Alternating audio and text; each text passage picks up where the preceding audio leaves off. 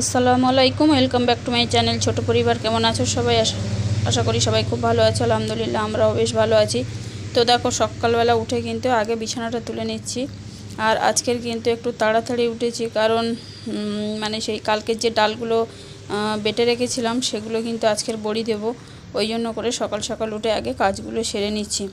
তো প্রথমে উঠেই কিন্তু আমি বিছানা তোলা শুরু করে দিয়েছি। তো ওই ঘরের ছেলে ঘুমাচ্ছে, ওটা তুলে নিই। তো ও যতক্ষণ ঘুমাক আর আমি কিন্তু আমার কাজগুলো সেরে নিই। তো দেখো, ওটা মানে বিছানাটা তুলে একটা ঘরের তুলে আর তারপরে কিন্তু উঠানটা ঝাঁট দিয়ে নিচ্ছি। আর এখন কিন্তু বেশ সকালবেলা, রোদও কিন্তু উঠেনি। তো আমি এখানে ভাবলাম যে ও উঠলে একেবারে চা করব, তারপরে দুজনে খাবো। তো আমি উঠানটা ঝাঁট দিচ্ছি, আর তখন কিন্তু বারে বারে ওর ডেকে দিচ্ছিলাম। আর যেহেতু আজকে রবিবার, স্কুল নেই, পড়া আছে, তো ওই জন্য বলছিলাম যে ওর 8:30 থেকে পড়া। তো আমি বললাম ওঠ। তা ও উঠলো। তারপরে কিন্তু আমি এই ঘরেরও বিছানাটা তুলে নিয়ে তারপরে কিন্তু ঘরটা ভালো করে আমি ঝাঁট দিয়ে নিচ্ছি। তো এখনও থালা পড়ে আছে। আর ওই আগের দিন রাত্রেবেলা আমি কিছু জামা কাপড় ভিজিয়ে রেখে দিয়েছিলাম, সেগুলো কিন্তু এখন আমি কাচবো। এই ঘরটা ঝাঁট দিয়ে নিয়ে একটু চা করব, তারপরে কিন্তু ওগুলো কাচবো। থালাগুলো রয়েছে সেগুলো মাজবো, তারপরে কিন্তু বড়ি দেবো। তো বড়ি দিলে এখন জিরে বাটতে হবে, আদা রসুন টুসুন সমস্ত কিছু আছে, সেগুলো বাটতে হবে একা হাতে। তো আরেকজন কেউ থাকলে একটু সুবিধা হয়। আর এদিকে কিন্তু রান্নাও বাকি আছে। তো খুব অস্থির লাগছিল। তো যাই হোক, দেখো আমি ঘরটা ঝাঁট দিয়ে নিয়ে ভালো করে চা খেয়ে নিলাম। চা খাওয়ার পরে কিন্তু আমি চলে আসলাম কাপড় চোপড়গুলো কাচতে। তো স্কুলের প্যান্ট আছে ছেলের, আর আব্বুর জামা প্যান্ট আছে। তো এগুলো 2-4 দিন করে পরে, তো যার জন্য একটু ময়লাটা বেশি হয়। ওই জন্য করে আমি আগের দিন রাত্রেবেলা একটু ভিজিয়ে রাখি এই জামা কাপড়গুলো, যেগুলো 2-1 দিন পরে। তো আমি এগুলো আগে কেচে নিয়ে মেলে দিয়ে আসবো, তারপরে কিন্তু থালাগুলো মাজবো। আর যেহেতু মানে একটু সকাল সকাল দিলে মোটা জিনিসপত্র তাড়াতাড়ি শুকিয়ে যায়, তো ওই কারণে আমি এগুলো আগে কেচে নিচ্ছি। তো দেখা যাক, এখনও বাজারও আনিনি, কি আনে দেখা যাক। আর যদি না আনে, অন্তত আমি ডাল আলু ভাতে করে নেব, বা অন্য কিছু একটা ভাজা বা যাও কিছু করে নেব। তো চলো, আমি এগুলো ভালো করে কেচে নিয়ে আর কিন্তু পানি পাল্টে 3বার করে কিন্তু আমি ভালো করে ধুয়ে নিয়েছি। আর এদিকে কিন্তু থালাগুলো পড়ে আছে, তো এগুলো মেলে দিয়ে এসে তারপরে কিন্তু আমি ওইগুলো থালাগুলো মেজে নেব।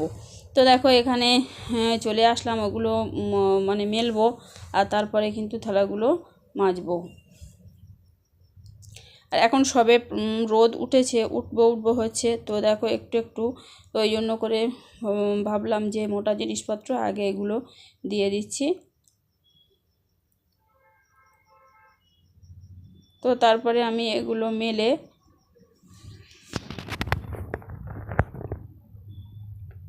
চলে যাব থালাগুলো মাজতে। আর বন্ধুরা, আমার ভিডিওটা যদি ভালো লেগে থাকে তাহলে লাইক, কমেন্ট, শেয়ার অবশ্যই কিন্তু সাবস্ক্রাইব করবে, আর পাশে থাকা বেল আইকনটাই কিন্তু অন করে দেবে।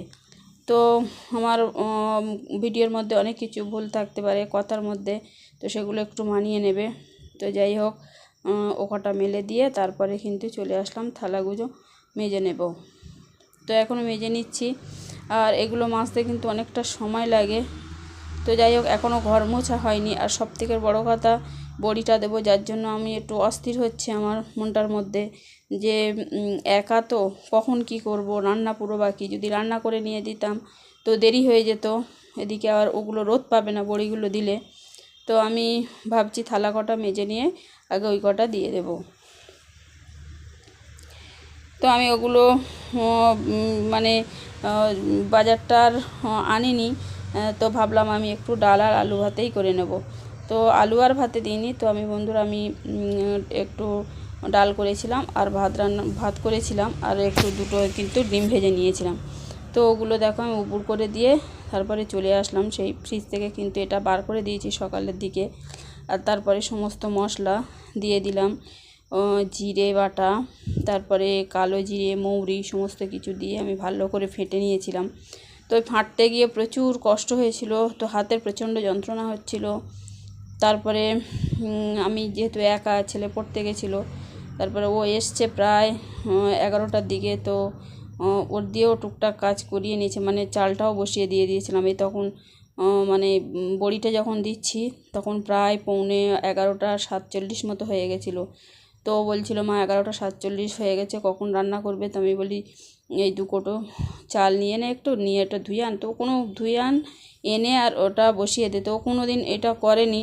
তো আমি ভাবলাম যে যাও কিছু একটু ধুয়ে নিয়ে আসলে চাল, তো অনেকক্ষণ ধরে ধুয়েছিল, ধুয়ে কিন্তু তারপরে আমি পানির মাপটা একটু বলে দিয়েছিলাম যে একটু পানিটা ঢেলে গ্যাসে বসিয়ে দেওয়া, অন্তত তারপরে আমি যাও কিছু করে নেব।